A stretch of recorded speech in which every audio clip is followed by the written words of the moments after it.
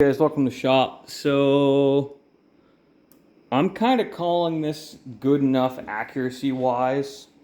If you look close on my vernier scale, we're right at 0. This is bang on 250. We're right there in the middle too, which is nice. See, 250 thousandths, and you know, right there at 250 on the end too. Now I've checked this with multiple micrometers, not just this one.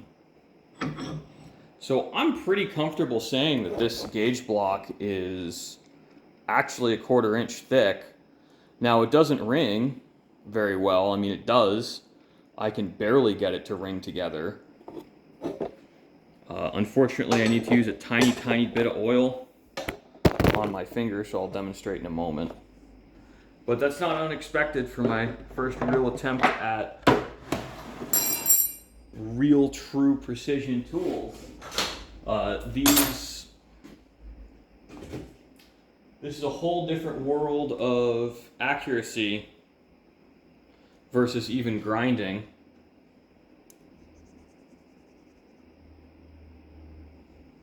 See, it rings. Still there.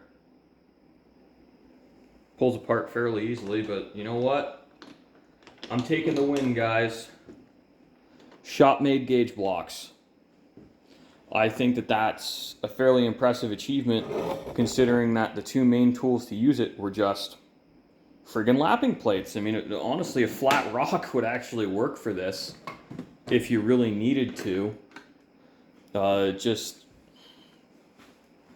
I'm just thrilled. You know, now that I've handled it a little bit, I think it's going to be oversized, so I'm not going to demonstrate the accuracy with another mic.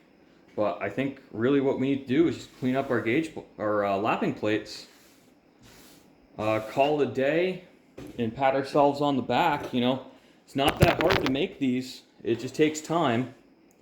I think start to finish, probably an hour, maybe a little more, because you know the grinding, and then probably a little over an hour. I think I spent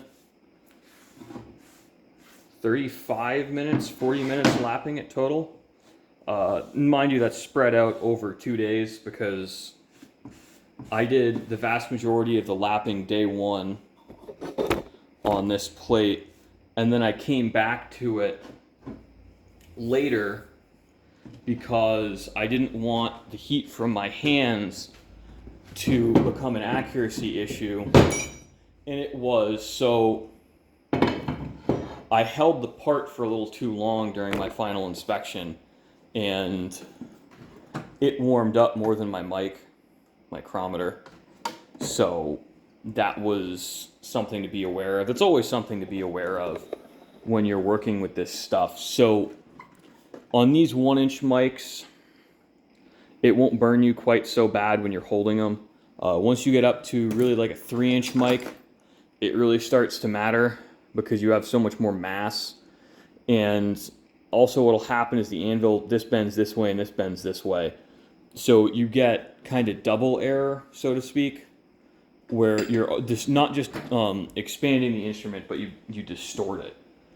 So once you're working under, you know, sub-thousandths of an inch on these small parts, or even thousandths of an inch on the relatively large parts, all of that, you know, heat from your hands, like how you hold it, starts to matter.